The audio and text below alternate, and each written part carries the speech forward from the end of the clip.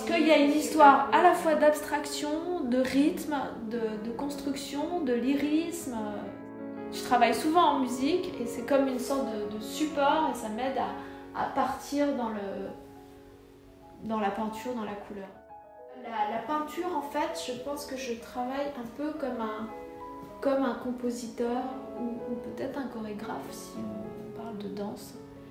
Dans le sens que c'est quelque chose qui démarre et qui après se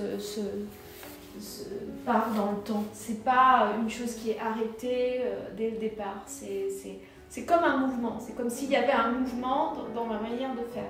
Je pars de la couleur et ensuite je rentre petit à petit dans les harmonies, une construction et quelque chose qui va se préciser de plus en plus. Donc elle est peinte des deux côtés, toujours, c'est-à-dire que quand la peinture est terminée, je peins le dos, qui est très différent, mais qui est en résonance avec ce qui se passe devant. Et le relief, il est juste donné par la relation avec le dos coloré, le reflet du dos coloré sur le mur, qui doit être blanc dans ce cas-là.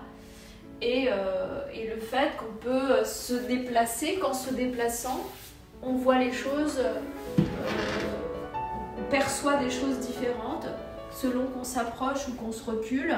Et ça, c'est vraiment le propre de la sculpture plus que de la peinture, parce que dans une peinture qui est faite sur un châssis, sur une toile, l'image est donnée en entier. Il n'y a pas, bien sûr, on peut s'approcher, reculer, mais il n'y a pas d'incidence de la lumière sur le volume comme il y a dans la sculpture.